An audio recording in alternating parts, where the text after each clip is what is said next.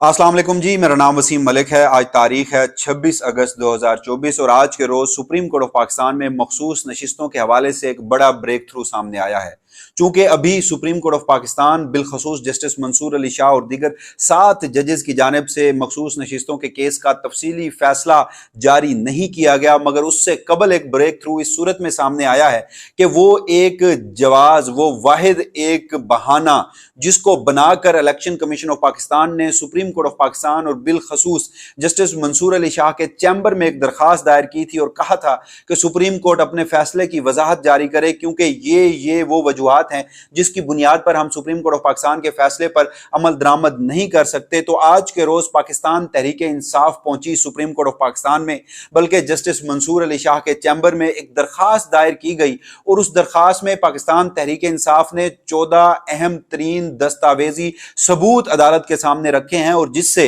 Election commission of Pakistan का वो सबसे बड़ा जो मुद्दा था, वो सबसे बड़ा जो झूठ था, वो सबसे बड़ा जो एक बहाना था जिसको बुनियाद बनाकर सुप्रीम कोर्ट ऑफ पाकिस्तान के फैसले को कंट्रोवर्शियल करने की भी कोशिश की जा रही थी और उस पर अमल दरामद ना करने का जो एक जवाज तराशा जा रहा था, तो वो झूठ आज के रोज पकड़ा गया है। तो अब ये जो मामला है ये किस रुख अख्तियार करेगा, किस जानिब मजीद आगे बढ़ेगा और पाकिस्तान तहरीक इंसाफ ने ऐसे कौन से दस्तावेजी सबूत सामने रखे हैं और जो आज के रोज एक मुतफरिक दरखास्त दायर की गई है, ये तमाम तर मामला क्या है आज की इस वीडियो में आपके सामने रखता हूं। सबसे पहले हम बात कर लेते हैं पाकिस्तान तहरीक इंसाफ के रहनुमा आजम सवाती। वो भी आज के रोज सुप्रीम कोर्ट ऑफ पाकिस्तान में पहुंचे थे, मगर उनका जो मुद्दा था वो यकसर तब्दील था। सेनेटर आजम सवाती की जानिब से सुप्रीम कोर्ट ऑफ पाकिस्तान में पहुंचने पर यह कहा गया कि वो जो उन्होंने जाती हैसियत में चीफ इलेक्शन कमिश्नर के खिलाफ और चीफ जस्टिस पाकिस्तान के खिलाफ सुप्रीम जुडिशल काउंसिल में रेफरेंस दायर किया था, उसकी नौयत क्या है, वो इस वक्त किस मुकाम पर है, वो किस स्टेज पर है, उसका पता करना है। और उन्होंने कहा कि ये मैं इमरान खान की हिदायत के बाद कर रहा हूं और इमरान खान ने मुझे भेजा था कि जाकर सुप्रीम कोर्ट ऑफ पाकिस्तान में पता करके आओ। खैर, उन्होंने रजिस्ट्रार से मिलने की कोशिश की जो सेक्रेटरी सुप्रीम जुडिशल काउंसिल होती हैं, मगर उनकी मुलाकात नहीं हो सकी और उस हवाले से चूंकि अभी जो मौसम गर्मा की तातीलात हैं, इससे कबल भी मैंने आपको बताया था कि मौसम गर्मा की तातीलात से कबल ही सुप्रीम जुडिशल काउंसिल किसी सूरत भी एक्टिव नहीं हो सकती। तो जो पाकिस्तान तहरीक इंसाफ की जानिब से मुख्तलिफ रेफरेंसेस दायर किए गए थे, उसका अगर कोई फेट, अगर वो टेकअप भी होते हैं और उसका कोई फेट निकलना भी है तो वो गर्मियों की छुट्टियों के बाद होगा। तो आज जो दूसरी अहम तरीन डेवलपमेंट थी वो ये दरखास्त थी। पाकिस्तान तहरीक इंसाफ ने जनाब जो आज के रोज सुप्रीम कोर्ट ऑफ पाकिस्तान में एक मुतफरिक दरखास्त दायर की, उस दरखास्त में जो इलेक्शन कमीशन ऑफ पाकिस्तान ने मखसूस नशिस्तों के फैसले पर अमल दरामद ना करने का एक बहाना और एक जवाज तराशा था और एक वजाहत मांगी थी सुप्रीम कोर्ट ऑफ पाकिस्तान से, तो उस वजाहत का रिप्लाई किया है दरअसल पाकिस्तान तहरीक इंसाफ ने अपनी इस दरखास्त में,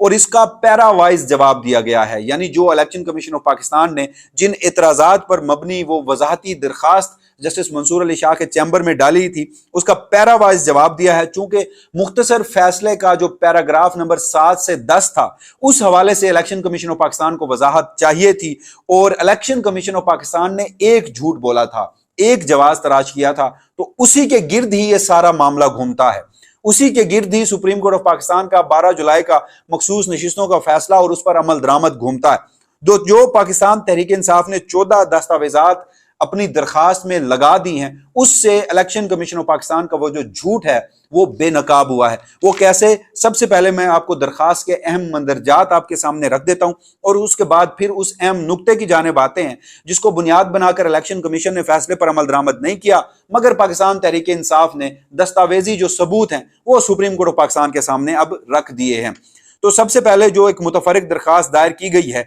ये उजैर भंडारी एडवोकेट हैं, इमरान खान को मुख्तलिफ मुकदमात में रिप्रेजेंट करते हैं, लाहौर से इनका ताल्लुक है। उन्होंने ये दरखास्त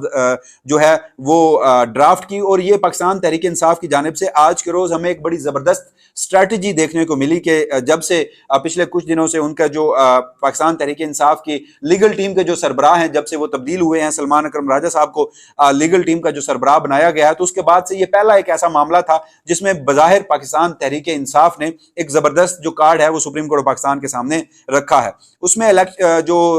इस्तदा की गई है सुप्रीम कोर्ट ऑफ पाकिस्तान से, उसमें कहा गया है कि जो इलेक्शन कमीशन की वजाहत की दरखास्त थी उसे मुस्तरद किया जाए। इलेक्शन कमीशन को आज़ाद अरकान की जो वाबस्तगी के सर्टिफिकेट पाकिस्तान तहरीक इंसाफ के अरकान ने 41 अरकान ने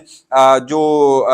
दायर किए हैं, इलेक्शन कमीशन को जमा करवाए हैं, उन्हें मंजूर किया जाए। साथ ये भी कहा गया कि सुप्रीम कोर्ट ऑफ पाकिस्तान 12 जुलाई के फैसले पर मनोअन अमल करने का हुक्म दे। उसके साथ साथ जो फिर अहम तरीन बातें जो मजीद लिखी गई उसमें कहा गया कि जो इलेक्शन कमीशन ऑफ पाकिस्तान है इसने 12 जुलाई के फैसले पर वजाहत के लिए अदालत से रुजू किया था। इलेक्शन कमीशन का कहना दुरुस्त नहीं है कि फैसले पर अमल दरामद के लिए मुश्किलात पैदा हो रही हैं। पाकिस्तान तहरीक इंसाफ की मुतफर्रिक दरखास्त में मजीद कहा गया कि इलेक्शन कमीशन की दरखास्त फैसले पर अमल दरामद में ताखीर की कोशिश है। यानी इलेक्शन कमीशन ने जो वजाहती दरखास्त दायर की थी, पाकिस्तान तहरीक इंसाफ समझती है कि वो फैसले में अमल दरामद करने से ताखीर का मुजाहरा किया जा रहा है। फिर इसमें कहा गया कि इलेक्शन कमीशन की ये जो दरखास्त थी, वजाहत की दरखास्त, वो बदनीयती पर मुबनी है। फिर यह भी कहा गया कि फैसले में अमल दरामद से रुकावट पैदा करने के लिए ये दरखास्त दायर की गई है। और उसके बाद फिर वो अहम तरीन मुद्दा कि जो अभी दरखास्त के मंदरजात मैं आपके सामने रखकर फिर वो जो दस्तावेजात हैं और किसी अहम नुक्ते पर दायर की गई हैं वो आपके सामने रख दूंगा। कहा गया कि पाकिस्तान तहरीक इंसाफ का आइन और कानून के मुताबिक जो पार्टी का ढांचा है वो मौजूद है। तहरीक इंसाफ ने 3 मार्च को इंट्रा पार्टी इंतखाबात करवाए। इंट्रा पार्टी इंतखाबात की जो तफसीलात थी वो इलेक्शन कमीशन ऑफ पाकिस्तान में जमा करवाई गई। दरखास्त में कहा गया कि जो बैरिस्टर गौहर हैं वो चेयरमैन पाकिस्तान तहरीक इंसाफ और उमर अयूब सेक्रेटरी जनरल पाकिस्तान तहरीक इंसाफ हैं। फिर कहा गया कि जो अरकान की वाबस्तगी की मंजूरी थी, जो 41 अरकान कौमी assembly supreme court of Pakistan के फैसले के बाद अपने जो बयान हल्फी हैं जो इलेक्शन कमीशन में जमा करवाते हैं, वो पाकिस्तान तहरीक इंसाफ लिखती है कि उनकी जो मंजूरी थी वो चेयरमैन पाकिस्तान तहरीक इंसाफ और सेक्रेटरी पाकिस्तान तहरीक इंसाफ से दस्तखत से की गई। और उसके बाद फिर ये इस्तदा की गई कि इलेक्शन कमीशन ऑफ पाकिस्तान जो है वो कार्रवाई मुकम्मल करे। अब मैं आ जाता हूं उस अहम तरीन नुक्ते पर जिसको बुनियाद बनाकर इलेक्शन कमीशन ऑफ पाकिस्तान ने फैसले पर अमल दरामद नहीं किया और एक किस्म का झूठ बोला, क्योंकि अब पाकिस्तान तहरीक इंसाफ ने इलेक्शन कमीशन का वो जो उज़र था, वो जो बहाना था, उसे तो बेनकाब कर दिया है। पाकिस्तान तहरीक इंसाफ के हक में 12 जुलाई के रोज जब फैसला आया तो इलेक्शन कमीशन ऑफ पाकिस्तान को 6 अगस्त की डेडलाइन दी गई। 6 अगस्त से पहले इलेक्शन कमीशन ऑफ पाकिस्तान को पाकिस्तान तहरीक इंसाफ को मखसूस नशिस्तें भी देनी थी और 80 के करीब जो अरकान असम्बली थे उनको पाकिस्तान तहरीक इंसाफ का डिक्लेयर भी करना था सुप्रीम कोर्ट ऑफ पाकिस्तान के फैसले की रोशनी में। क्योंकि सुप्रीम कोर्ट ऑफ पाकिस्तान का फैसला जो था वो 2 हिस्सों में था। 39 को बराह रास्त सुप्रीम कोर्ट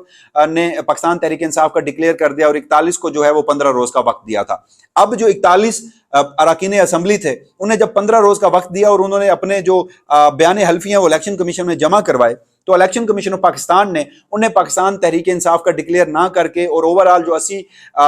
नशिस्तों पर जो कौमी असम्बली की मखसूस नशिस्तें हैं वो पीटीआई को ना देने का जो एक जवाज तराशा, वो जो एक दरखास्त चैम्बर में दायर की और वजाहत लेने की कोशिश की, उसमें कहा गया कि पाकिस्तान तहरीक इंसाफ का चूंकि एक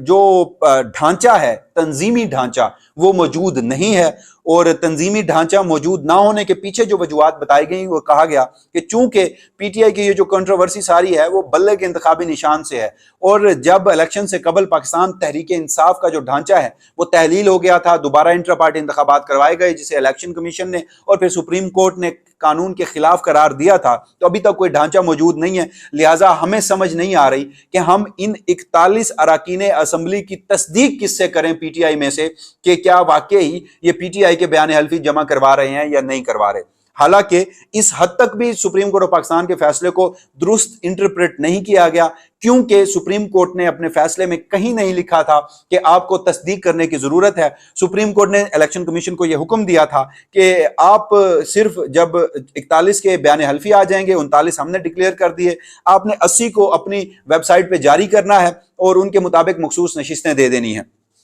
तो इलेक्शन कमीशन का बुनियादी मुद्दा था कि हमारे पास पीटीआई का तंजीमी ढांचा मौजूद नहीं है, हम किससे बात करके इन बयान हल्फियों की तस्दीक करें। तो आज के रोज पीटीआई ने कोई 14 दस्तावेजात इस दरखास्त के साथ लगाई हैं। वो 14 दस्तावेजात क्या हैं? वो जो पाकिस्तान तहरीक इंसाफ अब बेसिकली एक रजिस्टर्ड पॉलिटिकल पार्टी है, तो इलेक्शन कमीशन ऑफ पाकिस्तान जो है वो पीटीआई के साथ जब बातचीत करता है, जब ऑफिशियल कम्युनिकेशन करता है, तो वो थ्रू लेटर्स करता है, थ्रू दस्तावेजात करता है। तो 14 ऐसी दस्तावेजात जमा करवाई गई हैं जिसमें इलेक्शन कमीशन ऑफ पाकिस्तान अपने ऑफिशियल कम्युनिकेशन में, अपने ऑफिशियल लेटर हेड पर जो पीटीआई से बातचीत करता है, उसमें वो जो बैरिस्टर गौहर हैं उन्हें मानता है चेयरमैन पाकिस्तान तहरीक इंसाफ, और जो सेक्रेटरी जनरल है उसे मानता है उमर जो अयूब साहब है उन्हें सेक्रेटरी जनरल मानता है। अब आप कम्युनिकेशन करने के लिए, आप मुख्तलिफ मामलात में पार्टी से ऑफिशियली बातचीत करने के लिए, राब्ता करने के लिए जिन दस्तावेजात के ऊपर पीटीआई का चेयरमैन बैरिस्टर गौहर को लिखते हैं,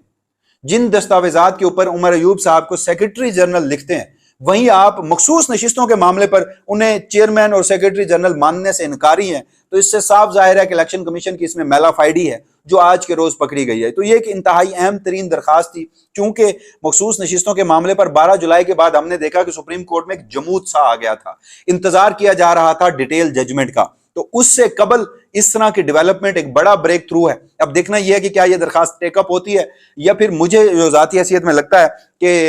यह टेकअप ना भी हो तो जो मखसूस नशिस्तों का तफसीली फैसला है उसमें ये सारी चीजें ऑलरेडी ऐड होंगी, इसमें जजेस जो हैं वो वजाहत कर देंगे, और जिसके बाद इलेक्शन कमीशन को हर सूरत इस फैसले पर अमल दरामद करना होगा। अब इसमें एक और भी दिलचस्प बात है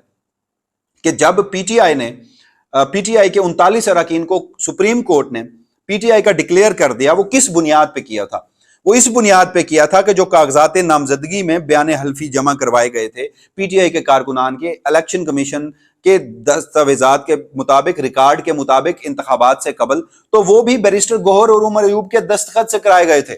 और उस वक्त की तो सूरत हाल ये थी कि तब तो चलें तंजीमी ढांचा सिरे से मौजूद नहीं था, क्योंकि इंतखाबात को कलअदम करार दे दिया गया था। मगर सुप्रीम कोर्ट ने भी वो जो दस्तावेजाती सबूत हैं, वो जो बयान हल्फी हैं वो माने, इलेक्शन कमीशन ने भी माने। मगर जब 3 मार्च को दोबारा इंतखाबात हो चुके, पीटीआई ने अपने इंतखाबात की जो तफसीलात हैं इंट्रा पार्टी वो इलेक्शन कमीशन में दायर कर दी, उसके बावजूद भी इलेक्शन कमीशन मानने से इनकारी है, तो बजाय एक उज़र, एक बहाना, एक झूठ गढ़ा गया था, जो आज के रोज पाकिस्तान तहरीक इंसाफ ने अपने इन दस्तावेजी सबूतों के हमरा सुप्रीम कोर्ट ऑफ पाकिस्तान में जमा करवा दिया है। इस हवाले से जो भी फर्दर डेवलपमेंट होगी, वसीम मलिक अपने इसी प्लेटफॉर्म से आपको आगाह रखेगा। तब तक के लिए मुझे दीजिएगा इजाजत। अल्लाह निगहबान।